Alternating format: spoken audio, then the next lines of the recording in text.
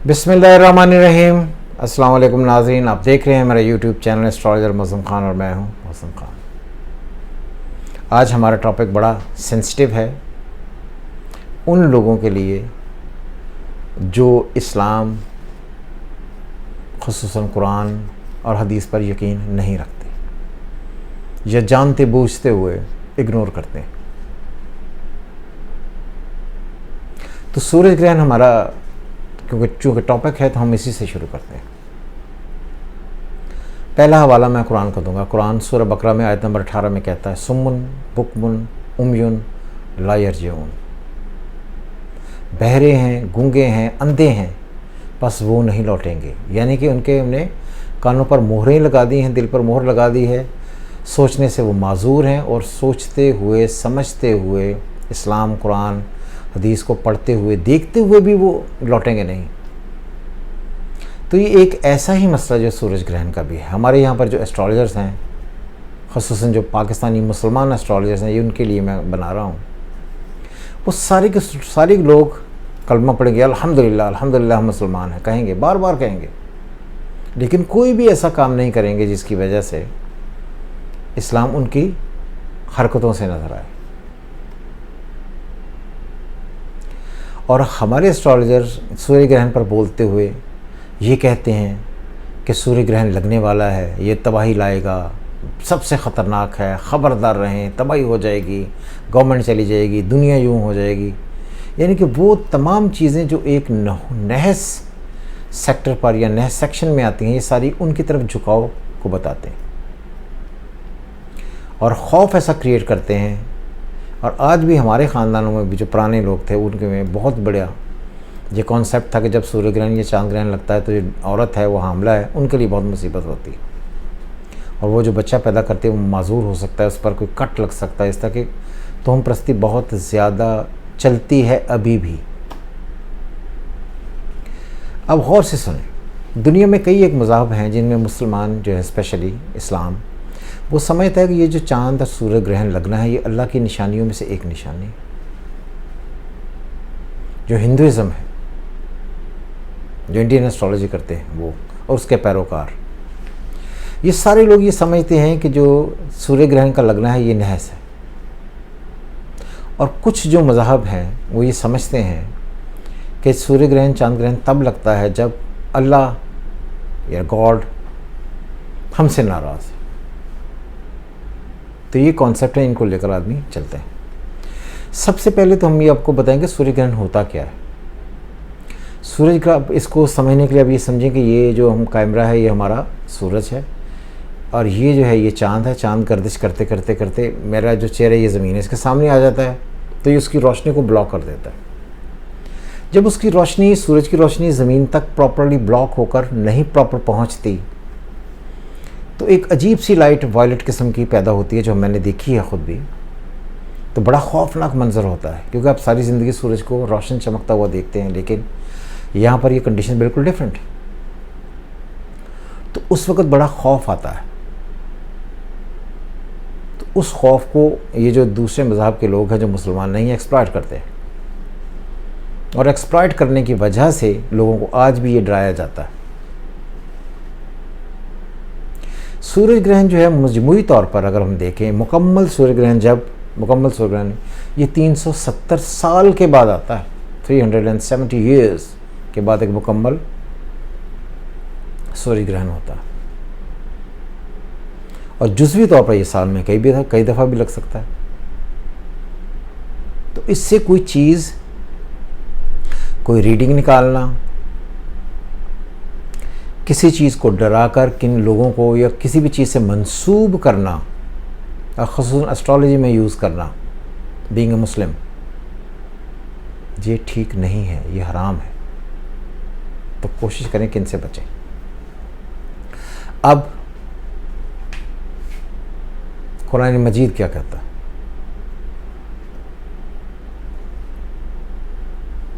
कुरानी आयात में सबसे पहले यह है, और सूरज अपने तय किए मुकर्रर रास्ते पर चलता रहता है और ये रास्ता गालिब इल्म अल्लाह ताला का बनाया हुआ है।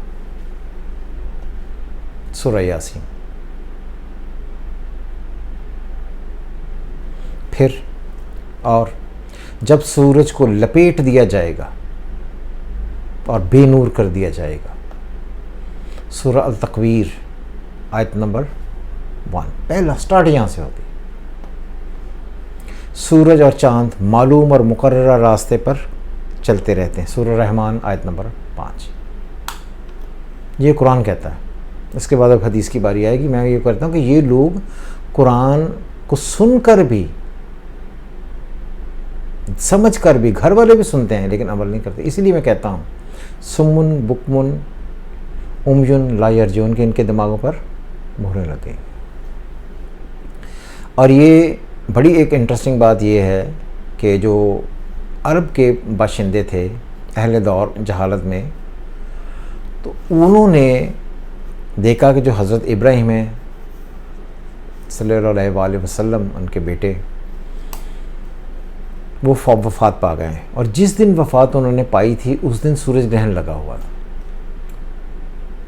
तो उन्होंने इस बात का फ़ायदा उठाकर इस बात को ज़्यादा तरवीज करनी शुरू कर दी, ज़्यादा बढ़ाना शुरू कर दिया कि ये जो इनके बेटे की वफ़ात हुई है इसमें सूरज ग्रहण का अमल दखल है।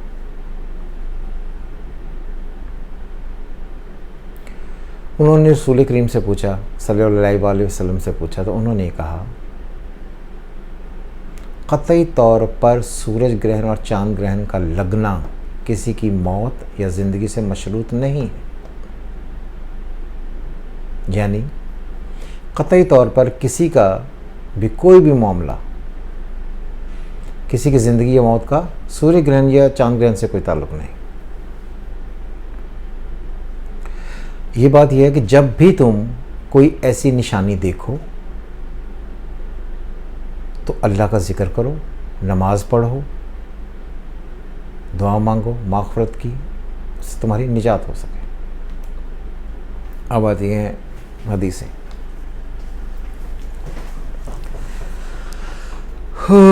मैं तो हैरान हूँ कि कैसे कैसे लोग ये सब समझते हुए भी इन सारी चीज़ों को कहीं भी इस्तेमाल नहीं कर पाते, समझ ही नहीं आती कि ये कर क्या रहे हैं।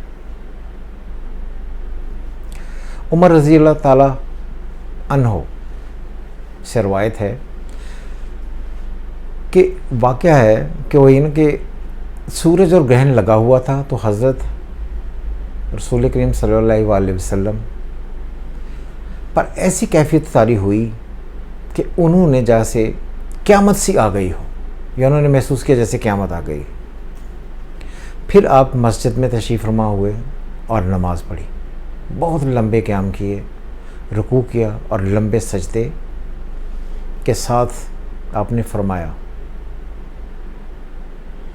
कि जब भी ये निशानियाँ तुमको नज़र आएँ, अल्लाह ताला इन निशानियों को भेजता है अपने बंदों को डराने के लिए, और जब तुम ऐसी निशानियाँ देखो तो अल्लाह का ज़िक्र, दुआ, इस्तिग़फ़ार की तरफ दौड़ो। इसका मतलब सिर्फ ये है कि ये मैं फिर दोबारा से कहना चाहता हूँ कि जब सूरज की रोशनी रुक जाती है सूर्य ग्रहण की वजह से, तो एक डार्कनेस छा जाती है, और उस डार्कनेस के छाने की वजह से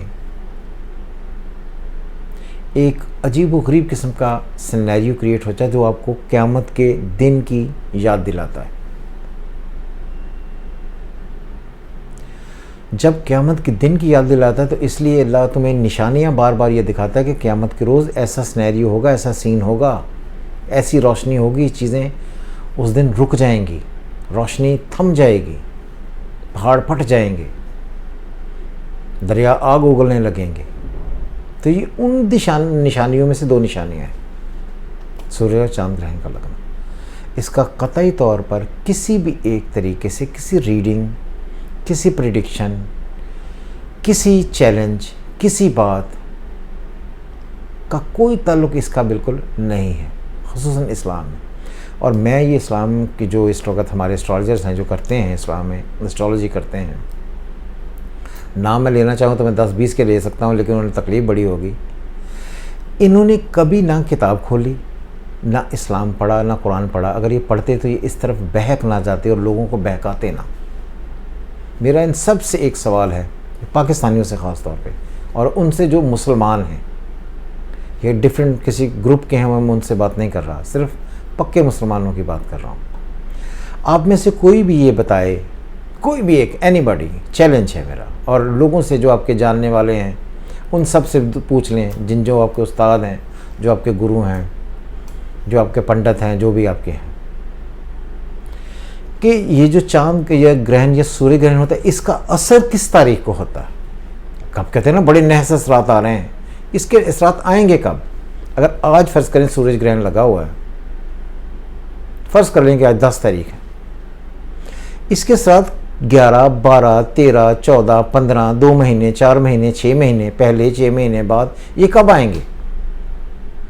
अब बहुत सारे लोग इस बात को, क्योंकि इस वक्त फ़लस्तीन और गज़ा जो है, फ़लस्तीन में इस वक्त जंग हो रही है इसराइल और गज़ा के दरमियान, तो ये अब उस चीज़ को बहाना बनाकर कोई नई बातें घड़ने की शुरू करेंगे। तो मैंने ये पहले कहा कि जो जुज़वी सूर्य ग्रहण है वो तो साल में कई बार लग सकता है, और जो मुकम्मल सूरज ग्रहण है वो 370 साल के बाद लगता है। तो मेरा क्वेश्चन आपसे सिर्फ यही है कि आप हमें सिर्फ यही बताएंगे कि आप कतई तौर पर कि जब सूर्य ग्रहण लगता है तो वो दिन कौन सा होता है, वो क्या जिस दिन लगता है उसके कितने दिन पहले, या कितने दिन, या जिस दिन लगता है उस दिन आपके असरात किस दिन पड़ते हैं। और ये जो सब लोग एस्ट्रोलॉजी को ये कहते हैं कि ये जो असरात की एस्ट्रोलॉजी है, सियारों के असर होते हैं, तो जिस दिन सूर्य ग्रहण लगे उसी दिन असर होना चाहिए, क्योंकि रोशनी आप पर पड़ रही है तो इम्पैक्ट तो आपको दे रही है, इन्फ्लुएंस आप पर गिर रहा है तो इन्फ्लुएंस तो आप पर पड़ेगा। मगर मुझे पक्का यकीन है कि इस वीडियो के अगेंस्ट कोई एक आदमी इनमें से वीडियो नहीं बनाएगा, बल्कि उसी बात पर कायम रहेगा कि ये बहरे हैं, ये गूंगे हैं, ये अंधे हैं, और बस ये इस्लाम की तरफ लौटकर नहीं आएंगे। हमेशा की तरह खुश रहें, अपने कमेंट्स हमें ज़रूर भेजें। खुदा हाफ़िज़। पाकिस्तान जिंदाबाद।